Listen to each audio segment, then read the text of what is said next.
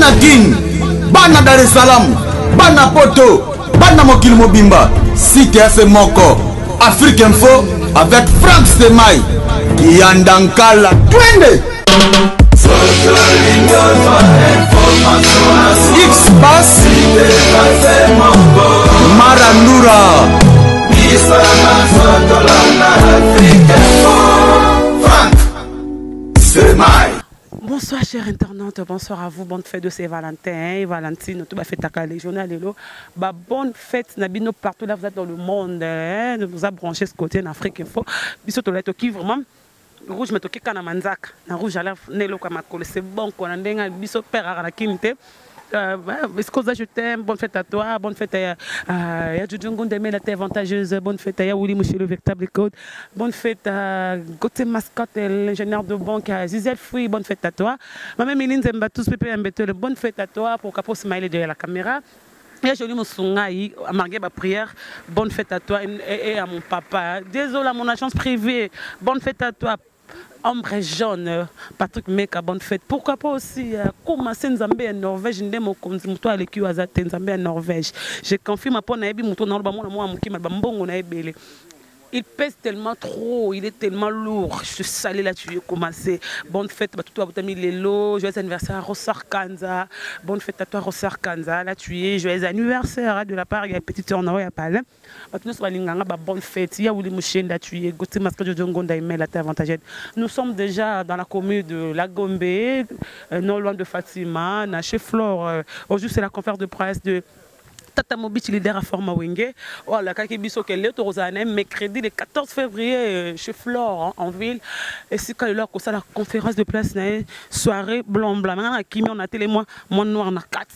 Qui met moi ndam parce que hein, trop bien belle biso c'est exactement il paye na kangé. Ah bonsoir. Bonsoir Gloria. Bonne fête. Yeah. Bonne fête, c'est Valentin. Il faut t'arranger. Biso watakin tu adi te fête abile ko Valentin. Mbuta gimbango avec ça biso te fête. Ko le local rose pour mon panesango Adolphe famille c'est maltiso blanc blanc.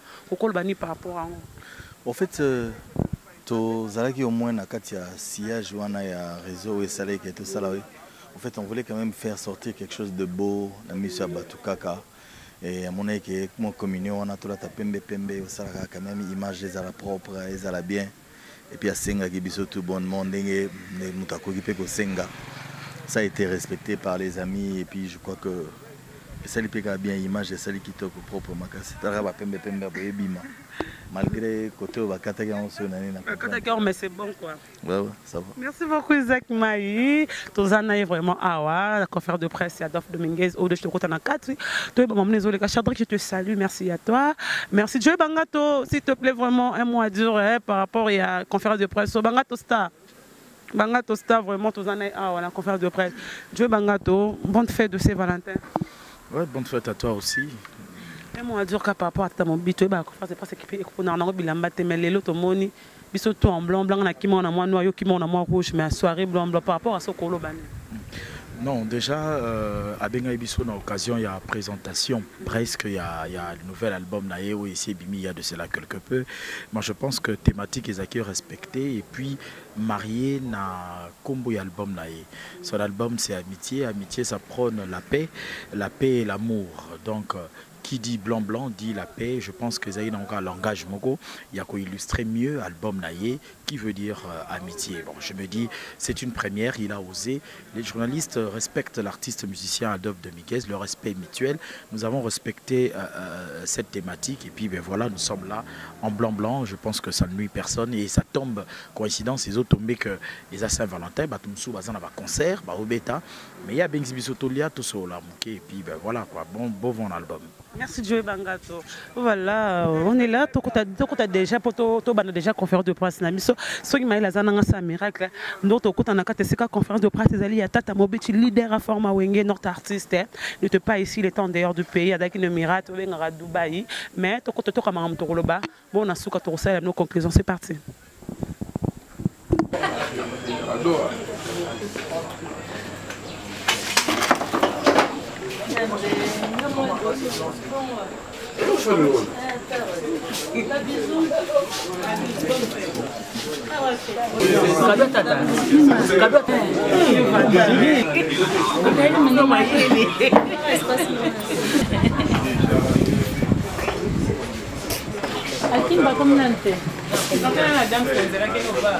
C'est anniversaire. Chaka, oh.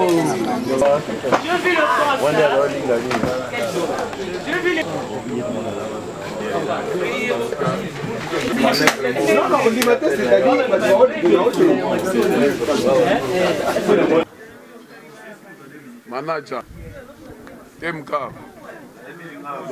Nous vous remercions d'avoir répondu à cette invitation. C'est un peu une façon particulière pour l'artiste de célébrer la Saint-Valentin. Il a jugé qu'il était bon pour lui, en ce jour, de fêter cela avec la presse congolaise, la presse quinoise, qu'il a beaucoup soutenu et accompagné durant l'année passée. D'abord en rapport avec ses 50 ans d'âge, qui a été largement diffusé par la presse, les 15 ans du groupe Wenge et Tonia Tonia. Et tout cela a été sanctionné par l'album Amitié, qui est sur le marché depuis Noël. Alors, Adolphe Dominguez, na le lenge babokola ye nezalelo akola lango kitoko abino, mais ils ont occasion, la présentation va faire entraîner un artiste, un journaliste. Il a choisi ce jour de 14 février, le jour de la Saint-Valentin. Et à l'objet, et c'est le macar à boité. C'est mandé beaucoup pour c'est ça les moi. Voilà qui va moi pour moi quoi ça moi bien. Alors, mais avant de commencer, dit solo en quoi, alors l'artiste c'est Monsieur Adolphe a un mot à votre attention. Et à votre tour aussi, si vous avez des questions, des préoccupations, vous pouvez les lui soumettre. Il est là pour vous. Donc, on est entre nous. Nous ne sommes pas en direct. Mais il y a une manière de rendre cela agréable. Toyebani à solo, car c'est professionnellement comme on travaille. Vous allez vous présenter l'organe, le nom, et puis Otuni, Motuna Nayo. Va répondre à vous. Ce que vous si Bamoko, va salle l'installation, il y a Biloubou, la flore ici comme nous surtout alors sans plus tarder, je donne la parole à Adolphe Dominguez pour la haut ya bon si pour la biso na poko. Ok. Peut-être avant que le grand frère Adolphe prenne la parole, et Isaac Maï, je suis opérateur culturel congolais et mon objectif ici c'est de venir soutenir ce monument bien sûr de la musique congolaise qui est en train de présenter son 4e album, Amitié. Comme l'a dit Mamie, il y aura un échange. C'est plus un moment de partage en fait, comme lui-même le veut. C'est un moment de partage, mais aussi il profite de cette occasion aussi pour présenter ses vœux les meilleurs à la presse congolaise et bien sûr à tous les Congolais et Quinoises en particulier. Donc voilà, je pense donner maintenant parole à Isaac et après Isaac, le grand frère Adolphe Dominguez prendra la parole.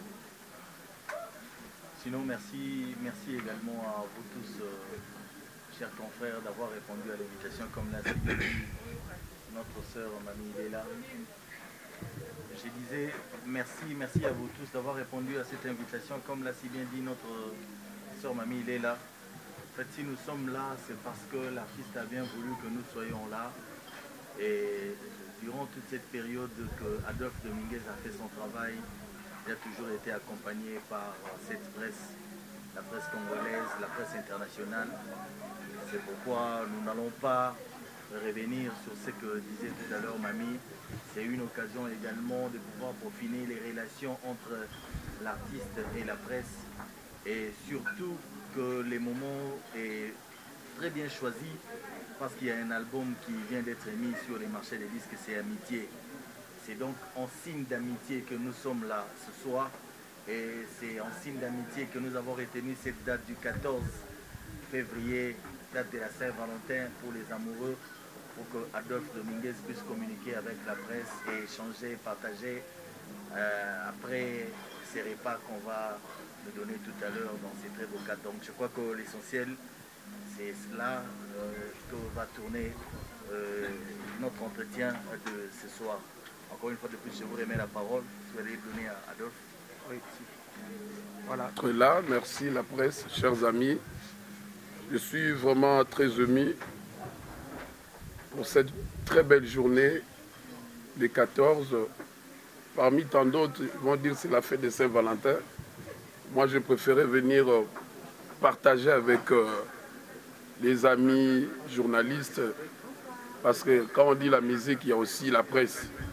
Ça marche de pair, quoi. Pour la petite histoire, je voulais accentuer sur ma carrière. C'est vraiment un album à 2 parties, ça veut dire 2 volumes. Il y a volume 1, volume 2.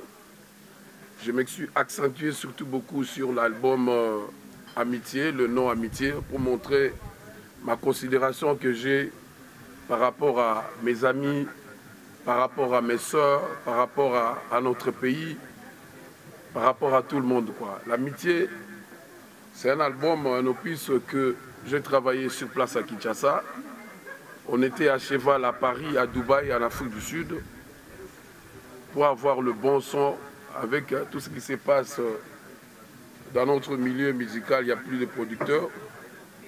Inch'Allah, Dieu a béni mon fils, celui le papa, dirais-je, le parrain, le patron de l'album Amitié. Donc la belle Adam Domikesh, celui qui a produit l'album. Dans l'album Amitié, j'ai parlé surtout pour le maman. Parce qu'aujourd'hui, si on parle d'Adolphe Dominguez, on parle de Mamie Léla, d'Adonis, on parle de tout le monde. D'abord, on voit l'enfant. Moi, chez moi, au Maniema, on me dit tout le jour, un enfant restera toujours l'enfant, même si tu as 80 ans. Mais la maman aura toujours besoin de toi. C'est pour cela que j'ai signé un titre là, Maman. Au Congo, il y a tant de problèmes. On est en train de violer les mamans, nos mamans. Ça me faisait très mal. Je parle de maman, ce n'est pas seulement ma maman à moi, que j'aime beaucoup, Mamie Luswanga Safalane. Elle est en Belgique. Elle est très malade. Je ne pouvais pas la chanter quand il sera au-delà. Je me suis dit, je fais la chanson, maman. J'écris la chanson pour dédier à tout le maman, toutes les mamans du monde, quoi. Et puis il y a des chansons anthologiques. Il n'y a pas de blablabla, il n'y a pas de bêtises. J'aimerais aujourd'hui votre soutien à la presse. Il faut soutenir l'album, parce que l'album, c'est l'album de ma vie. C'est mon amour. Je vois que moi, je suis en train de parler, les autres discutent là-bas. Est-ce qu'on est ensemble ou on n'est pas ensemble? Applaudissez quand même pour nous alors. Ça veut dire on est ensemble. Je suis là pour vous. J'ai signé des titres comme Mon amour, Voyage Guigui. Il y a Tel Tendai Mabukombongo, L'État Code l'intro, mon honorable Patrick Bologna, Alex Mfumuzi, Mao Tondele, Adolphe Moutebachi Lamouila. Pourquoi pas l'embarras des choix? En tout cas, ici, on n'est pas venu pour faire des discours, pour se chamailler. On est venu partager. On va siroter, il y aura un peu à manger. Ce n'est pas pour emporter, mais pour en manger ici. On va boire un petit pot et puis on va prendre la route pour rentrer à la maison. On est ensemble et together. Merci encore d'être venus. Je vous embrasse.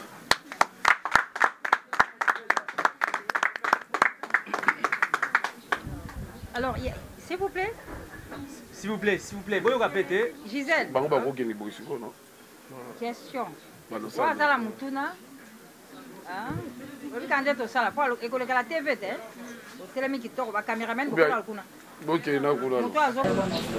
Bonsoir Adolphe. Bonsoir. Joyeuse fête de l'amour à toi.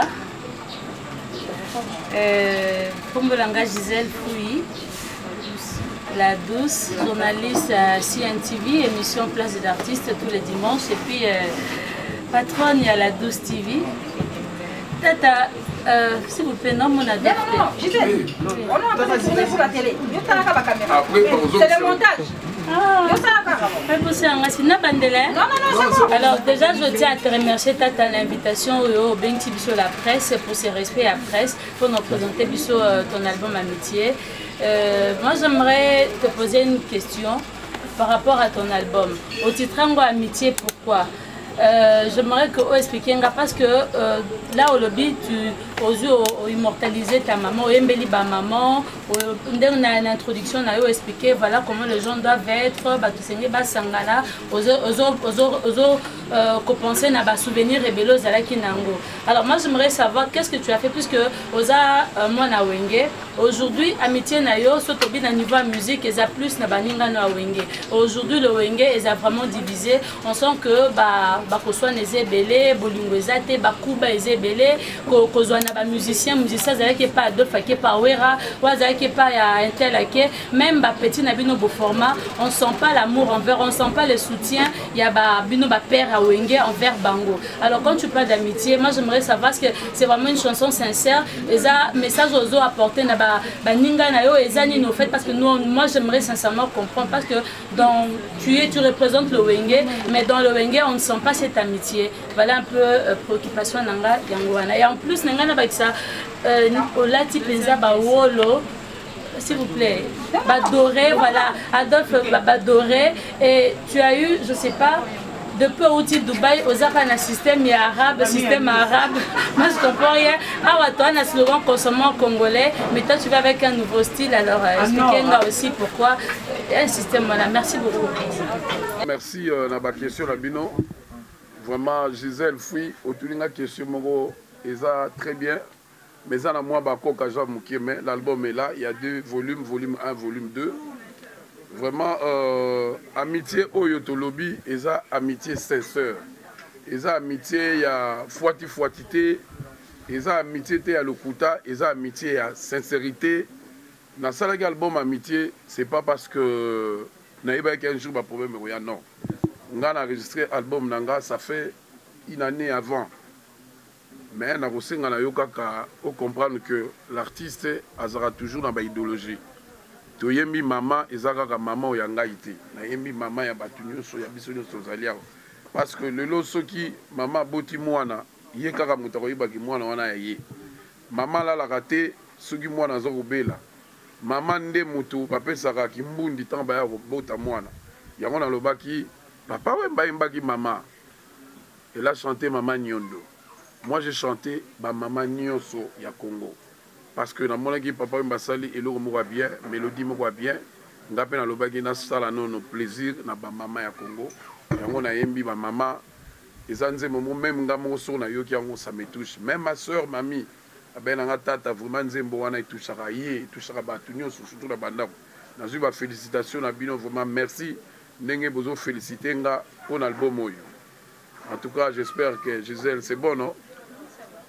Ok. Ouais, dans la type bling. Non, ça. Non, ça. Oui, Wanezaki, style la lataki, ils ont qui bah. Bon, donc, style la lataki joue de ça une émission. Parce que je revenais à Dubaï, on a lataki le cola bah Émirat. Donc les lobes landing dans ça on a habité quoi, on a habité quelqu'un qui va peu ayebi na studio na big nyoso. Et ça oui non ça doit être c'est à nord. C'est à nord, talaka Dove Dominguez azamuta avantage te mais yo yebi que ça à nord. Té au commencement on a commandé ni donc vraiment ça tranquille avec Ada Production, nous avons les amis pour soutenir Bisso, Alex Fumuzi, Eric Mandala, top des top, Patrick Bologna, donc Adolphe Chilamouila, vraiment tout soutenir Bisso, Maman Kati Kayen, et puis Talara Nene Nalata Diamante Nalata Orte. Vraiment merci dans ma question.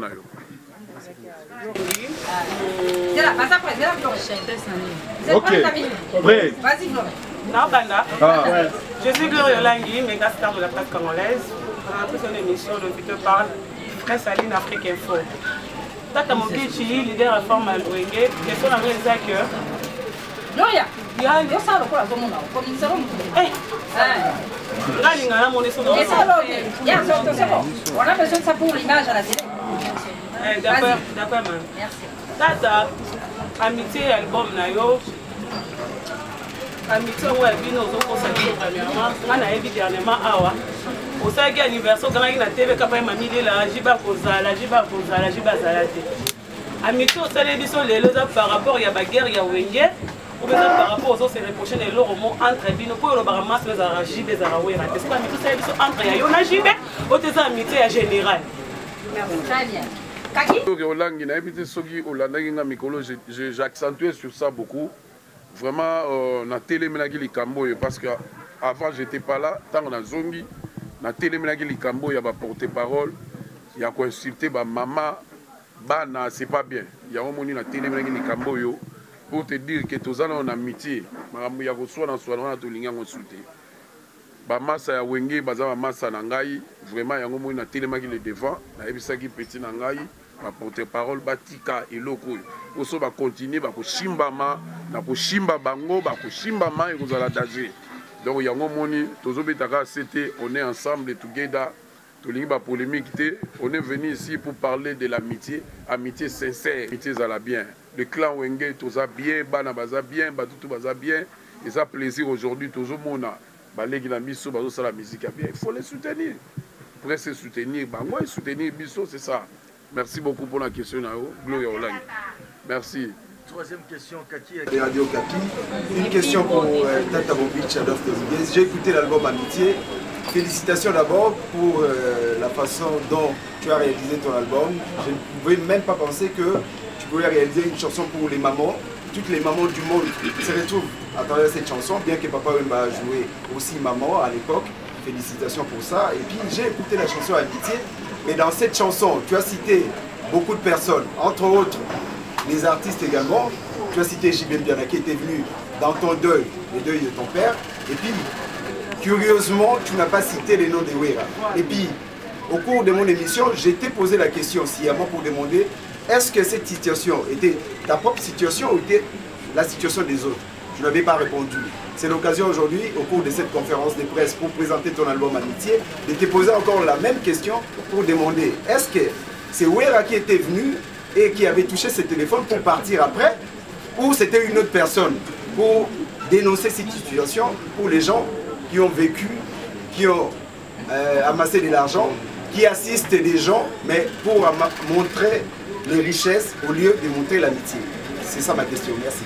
Merci Kaki. Nasi na répondaki aux questions wana. Nzembo wana amitié na pesa ne conseil. Eza te na lobby que moto ayaki bona non, eza conseil. Bati misusu bazalaka boza na amitié. Tant boza na kelasi, bozola ta couper, bozo beta bale na terrain bondo to na terrain 5 jour mususu tant okoma na mwe loko obosani camarade na yo bo souffrir na ye botangi na ye.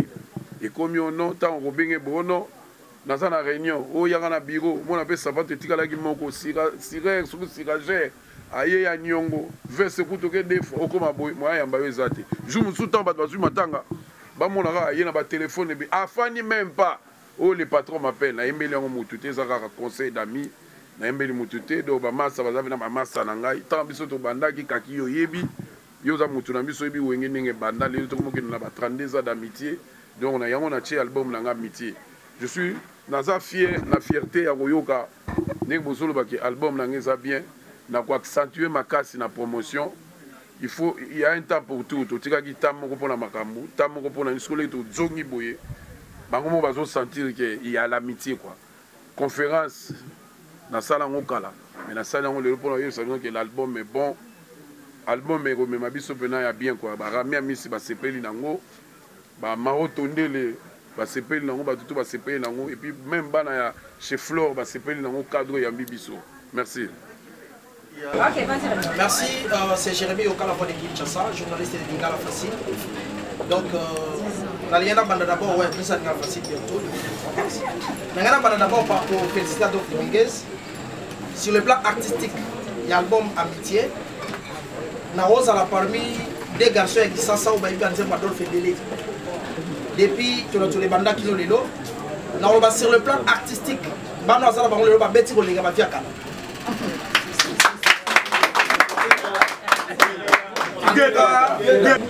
Mais maintenant, question dans les amours. Vous voyez, tu as trouvé qui yango na ezali orchestre ba star ba vedette. So moni J3, au moni Ilus Machuda, au moni Spinola Chatans, ainsi de suite. L'idée Lacoste et Anaconda, bazaki mo belé ba Washington, ba yeba na iba onyoso. Mais là on n'est pas Michel tu as ba yeba ni shooter. Si on a quand ça comme amitié. Tout ça d'ailleurs va chanter au Toyebi le là de l'aventura. Mais on dirait que bon bien encore. Est-ce qu'il y a un disque au PSI par va s'exprimer? Parce que juste là on dit pour tout le monde la promotion dans le bandi, quand tout le monde va aller que c'est va dignité. Bazulu va ebana pour na ba vocal na bango. Ba lisha shombo ba ebana pour vocal na bango, mais est-ce qu'il y a d'autres fongoli sur le thème pour afula nenga pour la finite et consort. Et puis dans la solo le bango. Non seulement la vie pour la bao bazalia on dirait depuis un certain moment Adolphe Dominguez on dirait parce qu'il faut le dire que Ozalaki parmi les choses de temps à valider à Miné Namboka on citait papa ou Mako Felo Mideo et Rajibé Adolphe mais pas tout le monde Sima on dirait qu'on va ça un pas en arrière on l'équipe on a Bilamba c'est vrai on l'équipe on a Beauté c'est vrai mais na makambondro comme on son la moisi et puis ma mondre comme on la nana baleki na yo oyo bimisa il faut le dire bato ba sele yo to bimisa bango mais bango ba libre est-ce que eza makila oyo contaminer bango to eza nini exactement depuis un certain moment on dirait Adolphe Dominguez muke vous a disparaître mais c'est pas avec album amitié tout le monde qui au bandi ko zonga et puis voyage pardon eza nze pas soukate bango ba sou voyage soukate no lobike ouais bango souté yemba sou voyage ata après 5 ans pour ya on to message na yo merci on est bien l'artiste nanga misusu bazalia bango mpe fuba ye baba bunda parce que quand les alaki ko fini tous les qui na TV zo bonne non non si on est fatigué bango moko et puis batango soko zuye okene na TV lobi na ko finga yo mais bazawana bazo numéro na bino baleka na émission ndaza ka mo na fani bono mo na musicien mo yeba na été baleka mi kono sur TV choko sandal mbatia jean t-shirt aleki na TV bosalino azolo ba marocain na mayeba na été bino bobeta na groupe munene bozana salaire papa sarabino nyo so bolingi sungana memba bango non cette fois-ci na lobangi na bango bobunda boza mibali lelo baninga na bino basali ba orchestre boza ba age moko na ba petit na nga bango tout wana donc vraiment tout to lobaki l'album amitié et puis banzembo bolobi ke to salika banzembo na tcheki no banzembo ya ngai na eminga moko mais semaine no bokomona banzembo lokwa ba Bologna banzembo lokola Adolphe Chilamui la Muteba ba petit ba tcheki ba vocal et puis intro zoleka animateur na biso soso il faut aller à la télévision devant bas les années ya bango quoi to fula ba te belé boyebi vraiment bino pe bo bunda boko maloko la bango mais na bi ke bosu boko mi pour album amitié et ça venait tout guetta quoi merci vas-y. Merci Adolphe Dominguez qui prend la parole et na sepeli surtout na amitié album au PCB Sonyoso. Espérons que amitié on a na nengoye na musique et que na presse et ça dit bien déjà. Alors na sepeli qui pene na monaki yo na événement au ezaki ya JB qui na connect na yo. Ndenge bozala ki na eli sur même podium na mikolo ndenge les kaki ebele. Tout le monde a amitié bien sûr, mais tu constates qu'il tombe mingi, au comment qui plus na est pour na ba propagande na yo. Adolphe Dominguez bientôt à postuler avec amitié en fait et vous allez nini. On met un peu pour répondre à la question na est-ce que vous allez plus pour na propagande na yo na amitié en fait hein na makamba propagande il y a des députation. Et les Ghanais, pour battre nous comprendre que ça propagande, il y a députation, il y a présidence. Merci. Ngapé Nazape na bakui na koko ma président de la République. Donc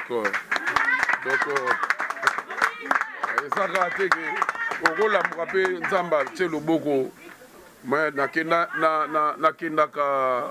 na est mingi ça veut dire quoi batoto manie mande balingi ngana comme député et puis pour na makambo ya concert ya mon ami personnel Binadam papa chéri l'homme qui a mis l'eau dans coco vraiment nazaki invité c'était l'honneur ya robeta na ferré na wata ezaki honneur vraiment biso tokoli na ba Werason ba JB ba Blaise ba Le Makaba ba Didé Masela ba Aimé Bouanga bango tout wana c'est la famille. Donc il ne faut pas boire biso na basizani wana peneza famille penda. J'espère que Bibi au sepeli.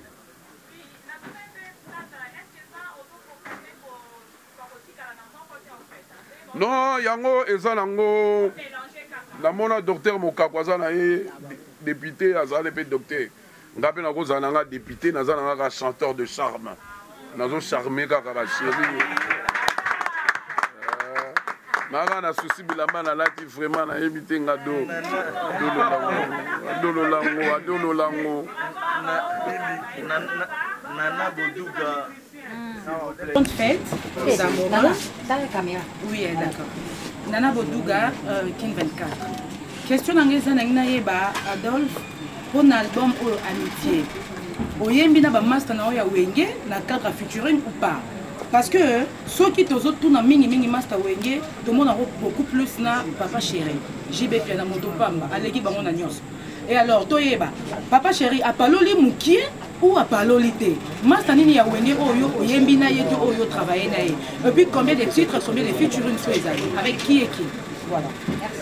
Ah monsieur à côté. Featuring na ba mission na ngai. Vraiment il y aura un temps à Nemo pe koya tout ça la featuring na ba masse que ça vraiment la fête plus totale quoi. Donc tout ça na rabiso moko tout ça les albums de moi, album de ma vie, c'est vraiment mon album à moi quoi, c'est ça. Et ça, on a 14 titres, et ça, on a 2 volumes. Volume 1 à volume 2. Le clip, on a déjà calaté pour le clip. Question, il y a RTVS en radio. Bon, Adolphe, je te dis que tu nous sors de belles chansons. Et puis, en termes de recrutement de bons musiciens, Adolphe, si vous avez un et puis tu as l'oreille musicale. Mais bizarrement, ils ont un album. Comment tu nous sort 2 albums. Il va bien, au moins par après, absence de clip. Puis manque de promotion de ces albums. C'est dû à quoi les arrêtés Tata à Misarbaki nous sur le clip de ces albums. Et puis promotion, ils n'arrivent pas tellement au point. Qu'est-ce qu'il fait à ce que Tata a dit un peu, on va laisser aller sur ces albums. Merci. Tout est à pour la promotion Zali, qui tout est à pour la ban Zali, qui tout est à pour la mission Zali. Donc vraiment, Zala nous à l'aise, Zala nous à l'aise. Te wana musa na bino pardon ya. Donc vraiment, Zala nous calme, mais au monde appena yo moko zo senti soko zappé boy, maman, ozongi boy voyage, kala te oyoka yeki mandala, Bologna, Alex Fumuzi, Mao Tonde le Banzembo, Isa Ebele, Bibi Shkumpuna le Matador, tout vraiment tout ça a bonne promotion. La promotion aussi, c'est vous aussi. Il faut nous aider. Tous s'entraider aux à la plus beau avant. Donc vraiment, dans un magicien, dans un simple artiste, président du groupe Wenge Tonya, vice-président, il y a Wenge BCBG 4x4 et tout terrain au Tchétémé, au Monyango. Merci. Omba Poto, mon numéro 4 télévision, émission Salon d'Omba, dimanche 13h. Voilà. Nana a posé une question par Tata Boutique. Donc, juste curiosité, pourquoi copier cette chose? Oui, c'est surtout à taper. Parce que la première fois qu'on fait des presses, on est obligé de se là-bas. Vous êtes à voir ta main, obligé de se compliquer. Voilà, c'est ça la question. On est sali valeur, mon boy. Et sali valeur, ça veut dire que il a dit si n'est pas paix, si n'est pas amitié, n'a pas que nous sommes ok na yo Saint-Valentin, papa zozela yo mais na moyo na on a paix. Na amitié quoi yango moi na ngai to la taper mais poto la kisake likunya na mototé toza na poème na mototé amitié yango wana vraiment merci d'être venu.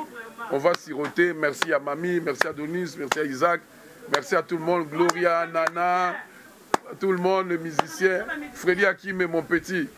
Merci à toi, mais Milikinde, vraiment Milik, vraiment.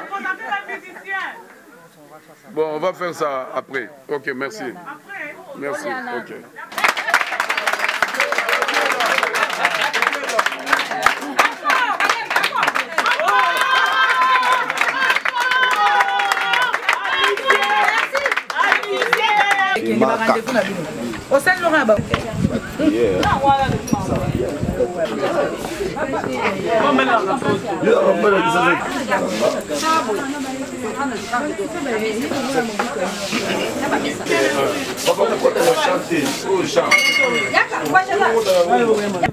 Nous sommes arrivés à la fin de la conférence de presse.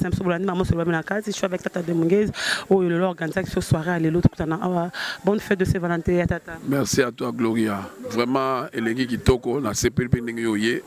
vraiment talara talaka na moi mon cousin va tata ba déclarer mingi ba bi ba voyage pour ko moi mango trop to ba oyo olobi soute fin oyo zali ya suka mais mutu mwa zolinga na yemba retour mais na yebite to sa ndeni vraiment ba Eric Mandala ba Adolphe Chilamwina ba Alex Fumunzi ba Da Dominguez ba tutu bazolela to sala su mususu mais bosi mamote marara boza la calme to za to geda to ensemble to tala ndeni to kiko ko bakisa mais il y a suka yango na voyage ya suka yango vraiment c'était bon changer ba voyage ba na ba voyage ça te dérange pas avant c'était le wenge oye maison mais ba mususu c'est le remix ba mususu ba yembi ya tout sous mais tout on a yembi nga moko voyage nga mona yembi yango na yembi na tena nga na yemba na voyage nga moko donc vraiment beau savourer album na biso amitié beau somba yango beau télécharger yango Patrick Bologna banzemba kitoko banzemba le Alex Fumunzi banzemba zebele vraiment beau savourer yango ba Chilamwila ba maman amitié donc vraiment ils ont banzemba kitoko trop quoi mao tondele talaraka donc kitoko trop. Merci à Tata, nous sommes vraiment arrivés à la fin, c'était la Adolphe Dominguez, la conférence de presse naïe. Je dis merci à Willy Moucheni, le véritable code. Jojo Ngondemé, la terre avantageuse. Merci aussi à Rami Amissi, je te salue mon vieux, la tué. Merci aussi à Baksani pour votre commandant. Oui, en tout cas, il y en a Barsaka qui disent qu'il y a une amitié, il y a un CBM, donc vous savourer en haut, vous allez présentation de conférence de presse, donc Tozolia, Tozomela. Donc vous allez disent qu'il y a une amitié, vous savourer en haut, donc je remercie Rami Amissi, et puis je remercie Adolphe Chilamwila. Et puis, je remercie Massananga, le seul ami qui me reste, donc Thierry Finis, Coco. Thierry Finis, je te sais. Non, frère, non. En